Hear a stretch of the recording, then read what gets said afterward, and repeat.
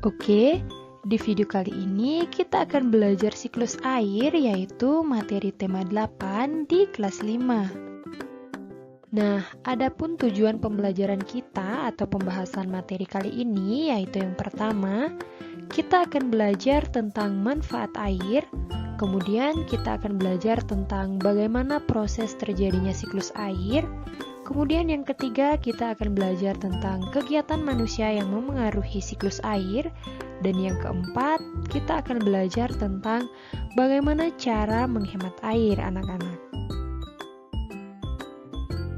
Nah, anak-anak, seperti yang kita ketahui bahwasanya air merupakan salah satu sumber daya alam yang sangat dibutuhkan oleh makhluk hidup di bumi ini.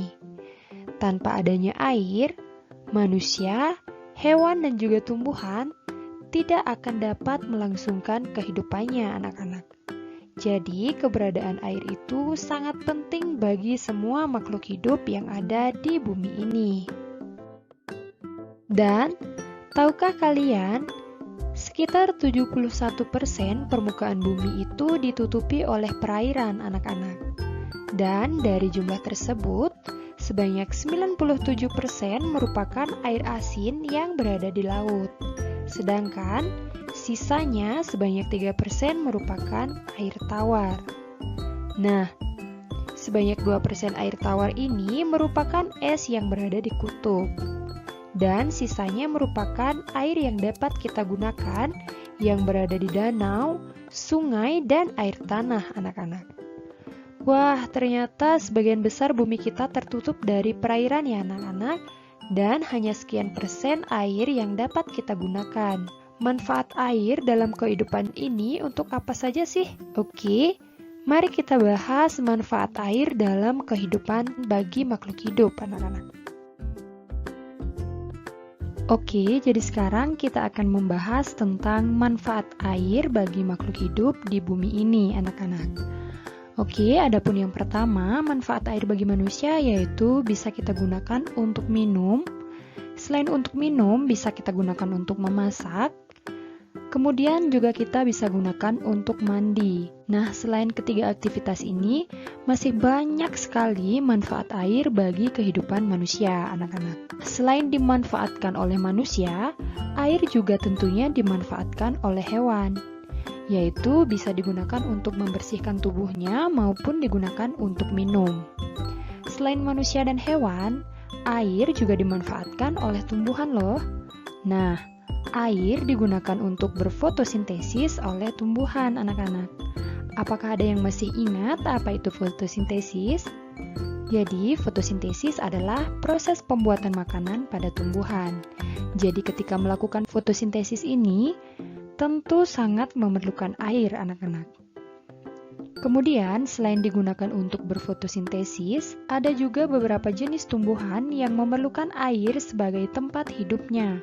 Misalnya, itu ada teratai, eceng gondok, dan lain sebagainya. Nah, jadi itu beberapa manfaat air bagi makhluk hidup, baik itu manusia, hewan, dan juga tumbuhan.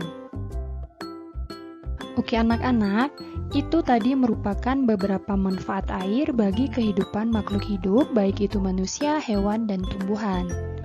Nah, meskipun air digunakan secara terus-menerus oleh hewan, oleh manusia, dan juga oleh tumbuhan, tetapi keberadaan air di muka bumi ini itu tidak pernah habis, anak-anak. Nah, kira-kira ada yang tahu mengapa air, meskipun kita gunakan secara terus-menerus, keberadaannya itu tidak pernah habis? Ya, tepat sekali karena adanya proses siklus air. Apakah ada yang pernah mendengar siklus air atau adakah yang tahu apa itu siklus air? Oke, berikut ini Bu Tridi akan jelaskan apa itu siklus air. Jadi, kalian simak dengan baik penjelasannya ya. Oke, jadi siklus air merupakan proses perputaran air yang berlangsung secara terus-menerus dari bumi ke atmosfer lalu kembali ke bumi, anak-anak. Jadi itulah pengertian dari siklus air. Nah, siklus air ini juga dikenal dengan istilah siklus hidrologi. Berikut ini akan Bu Tride jelaskan bagaimana proses terjadinya siklus air. Oke, dalam siklus air ini dikenal secara umum 3 tahapan anak-anak. Namun sebenarnya dalam siklus air ini terjadi banyak tahapan. Oke, tahapan secara umum yang pertama yaitu ada yang disebut dengan tahap penguapan. Kemudian yang kedua itu ada tahap pembentukan awan. Dan yang ketiga ada tahap hujan anak-anak. Dan berikut ini akan Bu Trida jelaskan secara terperinci bagaimana proses terjadinya siklus air. Jadi silakan kalian simak dengan baik.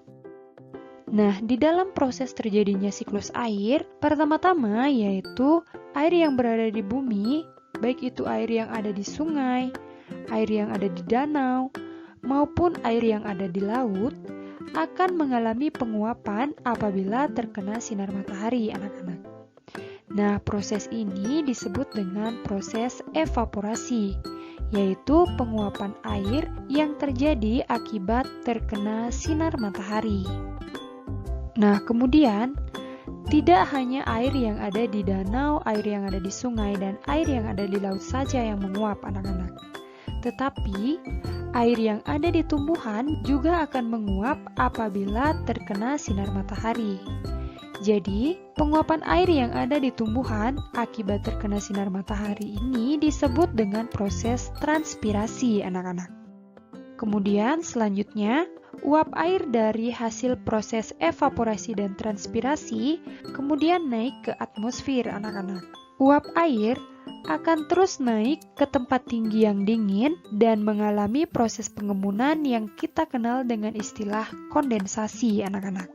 Kondensasi ini menyebabkan uap air berubah wujud menjadi butiran-butiran air yang kita sebut dengan hujan. Tidak hanya dalam bentuk hujan saja, anak-anak, tetapi bisa juga dalam bentuk salju.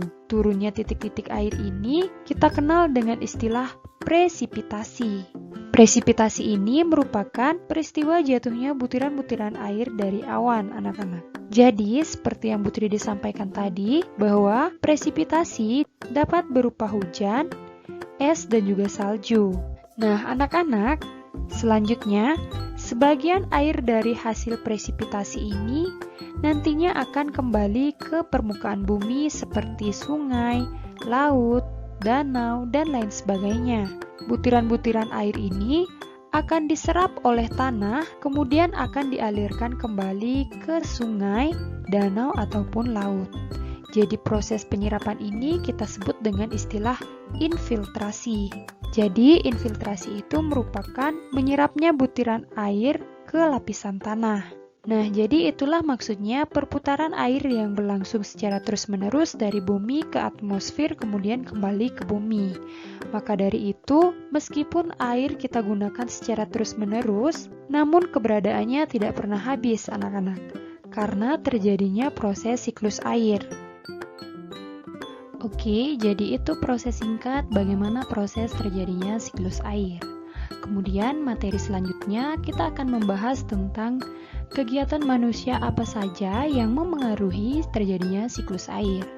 Oke anak-anak, adapun kegiatan yang pertama yang akan kita bahas yaitu mengenai dampak negatif. Oke, kegiatan yang pertama yaitu penebangan dan pembakaran hutan. Jadi anak-anak, seperti yang kita ketahui bersama bahwasanya hutan itu memiliki fungsi yang sangat besar bagi kehidupan kita, tentunya dalam proses siklus air. Jadi, ketika dilakukan penebangan dan pembakaran hutan, ini secara otomatis akan mengganggu terjadinya proses siklus air. Maka nantinya akan mendapatkan air yang tidak layak kita gunakan untuk kehidupan sehari-hari. Nah, selain itu, kegiatan yang berdampak buruk terhadap terjadinya siklus air yaitu membuang sampah dan limbah ke air. Jadi, secara otomatis, air tersebut akan terkontaminasi baik itu oleh bakteri ataupun zat-zat kimia yang berbahaya lainnya, anak-anak. Jadi, ini akan mengganggu proses terjadinya siklus air. Kegiatan yang berikutnya adalah pembangunan gedung atau lantai beton. Nah, seperti yang kita ketahui bahwa ketika kita membangun gedung dan melakukan betonisasi, artinya tidak ada penyerapan air, anak-anak. Jadi, tanah untuk menyerap air sudah dilapisi oleh semen maupun beton, sehingga tidak ada lagi ruang untuk menyerap air hujan yang dihasilkan oleh siklus air, anak-anak. Kemudian selanjutnya yaitu pencemaran udara. Nah, seperti yang kita ketahui, bahwa udara sangat berperan dalam proses terjadinya siklus air, yaitu menghantarkan awan ke tempat yang lebih tinggi, kemudian meniup awan sehingga menghasilkan titik-titik air dalam bentuk hujan maupun salju, anak-anak. Nah, jika udara tercemar, maka nantinya air yang dihasilkan oleh siklus air juga akan terkontaminasi.